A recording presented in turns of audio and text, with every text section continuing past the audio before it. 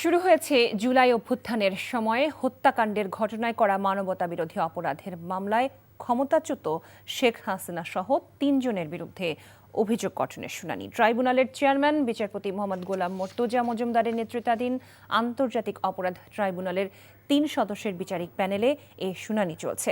ট্রাইব্যুনালের অন্য ২ সদস্য হলেন বিচারপতি মোহাম্মদ শফিউল আলম মাহমুদ ও বিচারপতি মোহাম্মদ মহিতুল হক এনাম চৌধুরী।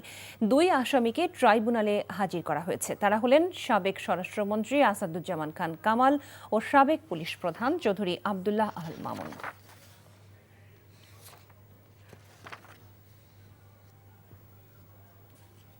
বান্ডেল থাকলে প্রতি সেনমানিতে টাকা বাঁচবে। বিকাশ সেনমানি বান্ডেল কিনে জিতুন প্রতি লেনদেনে।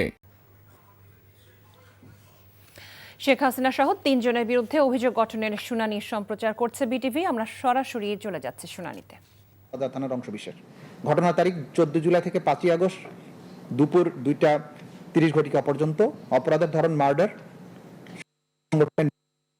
প্ররোচনা, উস্কানি, সহায়তা, সম্পৃক্ততা, ষড়যন্ত্রের মাধ্যমে the international crimes tribunal act 1973 328 GH 414243 ধারার মানবতা বিরোধী অপরাধ সংগঠন, যা একই আইনের 20(2) এবং 20(a) ধারা অপরাধ। অভিযোগের আসামি শেখ হাসিনা, আসাদুজ্জামান খান কামাল এবং চৌধুরী আবদুল্লাহ আল মামুন। অভিযোগের বিবরণ মানে এটাতে আমি প্রথমে কমন অংশটুকু বাদ দিয়ে 127-এ চলে যাচ্ছি। 127-এর লাস্ট প্যারাগ্রাফ থেকে। আন্দোলনের ধারাবাহিকতায় বৈষম্য বিরোধী ছাত্র জনতার আন্দোলন কেন্দ্রীয় কমিটির মার্চ টু ঢাকা কর্মসূচি পালনের জন্য 5 আগস্ট সারা দেশ থেকে জনগণকে ঢাকা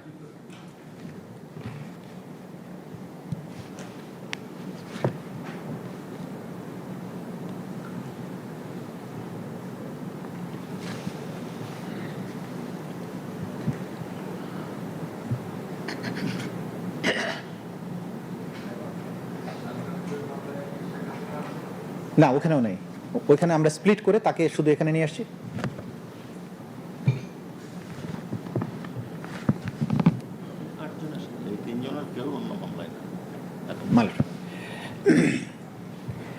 ধারাবাহিকতায় বৈষম্য বিরোধী ছাত্র জনতার আন্দোলনের কেন্দ্রীয় কর্মসূচি মার্চ টু ঢাকা কর্মসূচি পালনের জন্য 5 আগস্ট সারা দেশ থেকে জনগণকে ঢাকা আসার আহ্বান জানানো হয়।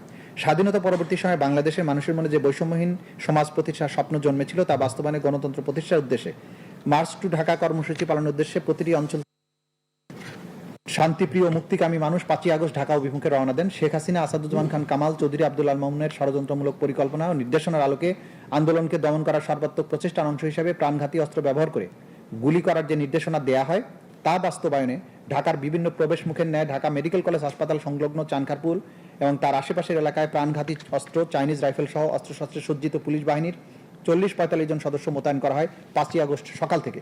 আসামিদের উক্ত নির্দেশ বাস্তবায়নের জন্য ডিএমপির তৎকালীন কমিশনার হাবিবুর রহমান ওয়্যারলেস নির্দেশনার আলোকে যুগ্ম পুলিশ কমিশনার সুদীপ কুমার চক্রবর্তীর প্রত্যক্ষ তদারকিতে ঘটনাস্থলে উপস্থিত অতিরিক্ত আক্তারুল ইসলামের সরাসরি তত্ত্বাবধানে অধীনস্থদের নির্দেশ প্রদান, সহযোগিতা, সুযোগ তৈরির মাধ্যমে সহকারী police commissioner Mohammad Imrul, police পরিদর্শক আরশাদ হোসেনের নির্দেশে constable Sujan Hossain, constable ইমাজ Hossain Emon, constable Nasirul ইসলামের মাধ্যমে প্রাণঘাতী চাইনিজ রাইফেলের দিয়ে সুনির্দিষ্টভাবে গুলি করে শাহবাগ থানাধীন চানখারপুল সংলগ্ন এলাকায় সকাল হতে। এতক্ষণ দেখছিলেন শেখ হাসিনার বিরুদ্ধে চার্জ গঠনের শুনানির খবর। বান্ডেল থাকলে প্রতি সেনমানিতে টাকা বাঁচবে। বিকাশ সেনমানি বান্ডেল কিনে জিতুন প্রতি লেনদেনে।